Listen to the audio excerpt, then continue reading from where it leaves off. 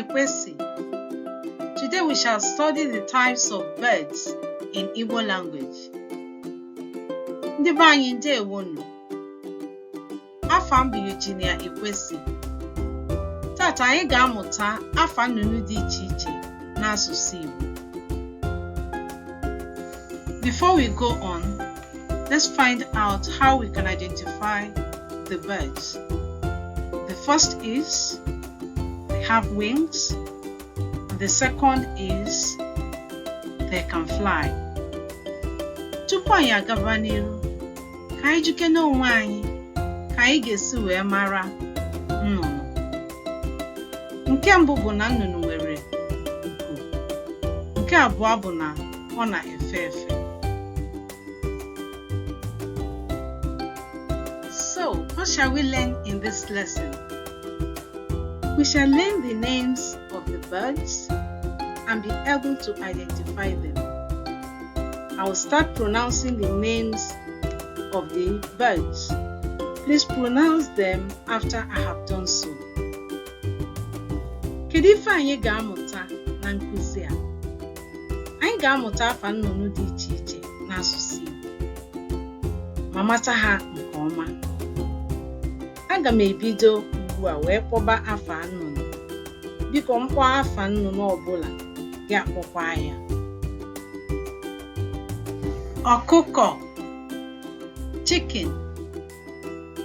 Ọkụkọ, chicken. Okeọkpa, cock. Okeọkpa, cock.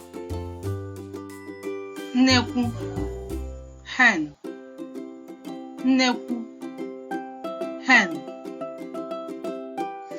Nwa ọkụkọ, chick. Nwa ọkụkọ, chick.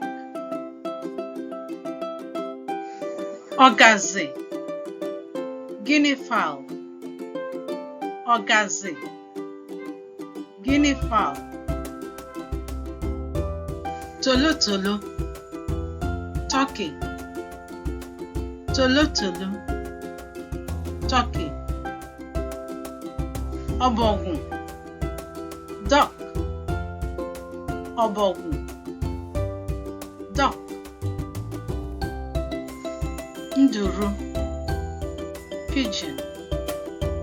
Nduru, pigeon. Nduru, dove. Nduru, dove. Enyi nnụnụ, ostrich. Enyi nnụnụ, ostrich. Udele, vulture.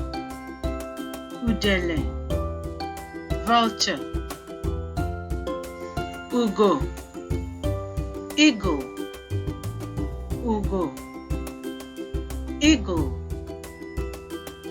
Ụsụ, bat.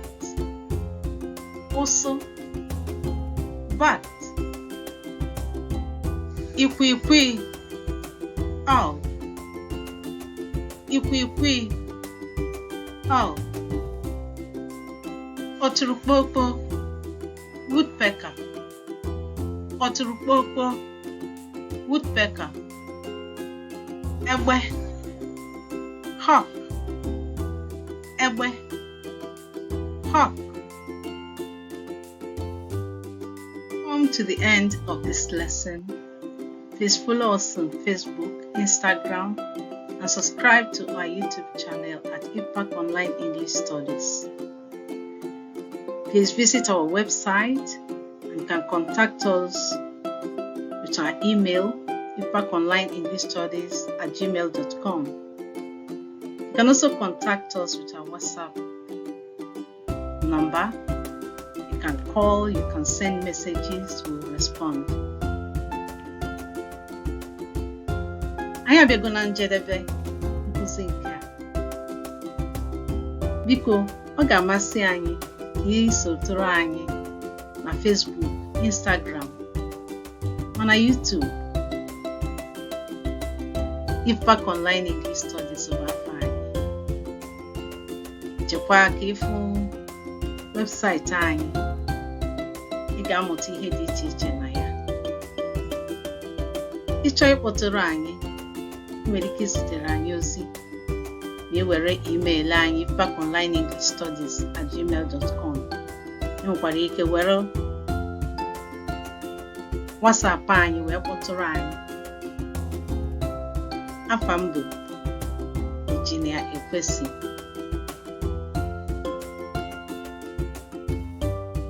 Thank you. Goodbye. See you next time. Email la ka emesịa. Ka ọ dịkwa n'oge ọzọ.